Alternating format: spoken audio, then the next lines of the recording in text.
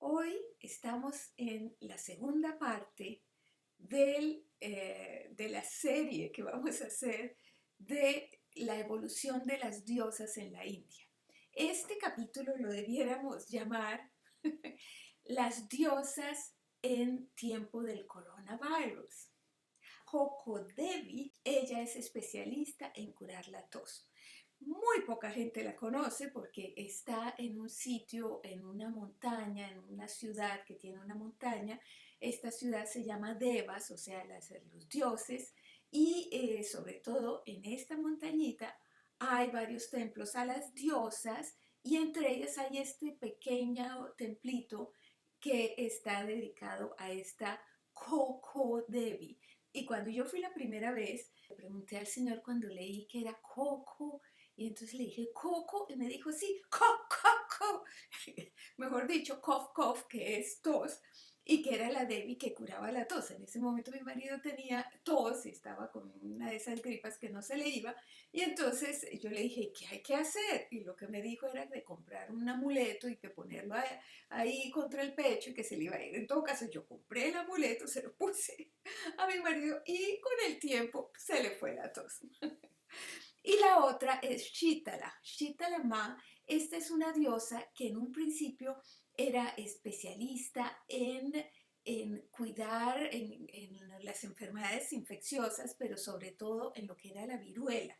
Y entonces, por ende, como la viruela y todas las enfermedades eruptivas eran muy comunes en los niños, entonces se volvió como también protectora de niños. Como ya no hay viruela en el mundo, entonces la gente la venera ahora mucho más por las enfermedades infecciosas como este coronavirus.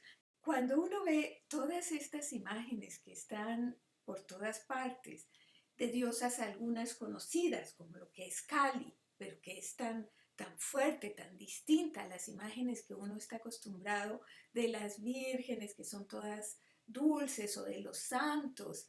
Entonces, estas imágenes de diosas así importantes o muy coloridas, pues uno queda un poquito perdido y tiende a pensar que los indios son idólatras, que solamente veneran a imágenes así y que le dan poder a las imágenes, y tal vez es difícil de entender hasta que uno comienza a darse cuenta que son lenguajes simbólicos, y entonces comienza a descubrir y a entender todo un proceso. Y es que la India tiene más de 5.000 años de historia, o sea que las diosas tienen más de 5.000 años de historia.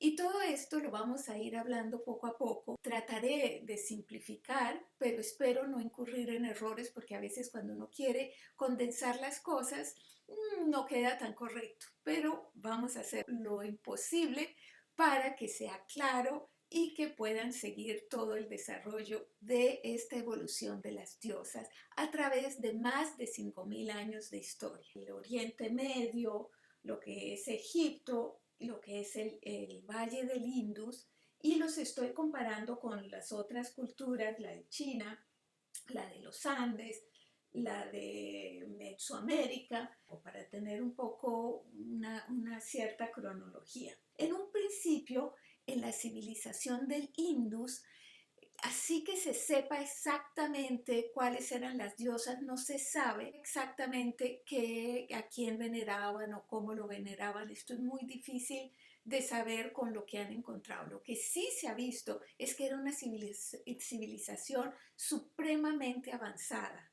en todo lo que es la urbanización, por ejemplo, en lo que es la construcción de casas. Tenían en esa época, en el Valle del Indus, tenían letrinas, tenían baños, y había cómo limpiar y dónde ir al baño, etcétera, que hoy en día en la India eso está todavía muy atrasado, pero en esa época sí existía esto. Las calles de las ciudades eran amplias, grandes, para que pasaran carretas, probablemente de bueyes, como todavía se ve en ciertas partes en la India.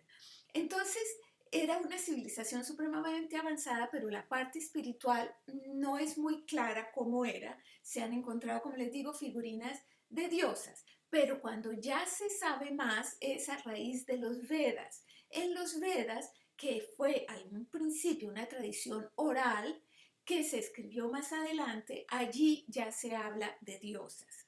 Los Vedas prefirieron en un principio ser transmitidos oralmente porque se cantaban. Ustedes se han dado cuenta que cuando uno se sabe muchísimas canciones, se sabe muchos poemas, porque tienen rima, tienen sonido, tienen música, tienen melodía y eso nos ayuda a acordarnos. Entonces ellos tenían técnicas especiales de cómo memorizar los mantras, cómo memorizar las ceremonias, cómo memorizar los nombres de los dioses, las historias de los dioses. Entonces allí, en esa época, cuando todavía no se escribían los Vedas, allí se hablaba de unas diosas. Entre ellas está Vak, que es la palabra, que también encontramos que el sonido, la palabra, existe en la Biblia como creador, ¿no? El verbo se hizo hombre, el verbo creó. Y entonces la palabra, también está Ushas, que son el amanecer, las energías del amanecer, y también está la diosa madre Aditi. Esta diosa madre en el Rig Veda aparece en la posición de parto, que es acuclillado, que todavía en la India, así en las partes rurales, así es como se da a luz. Y entonces esta diosa madre Aditi ya aparece ahí en los Vedas y quizás popularmente se interpretó como la Yagauri, que ya hablaremos más detenidamente de ella. Pero en todo caso, en esa época se hablaba, pero después, con el pasar de los siglos y muchos siglos, llegó un momento en que de repente fueron los dioses masculinos los que tomaron el poder. Asimismo, los hombres tomaron el poder y todo lo que era femenino quedó como metido a un lado. Y esto pasó no solo en la India, sino también pasó en otras partes del mundo.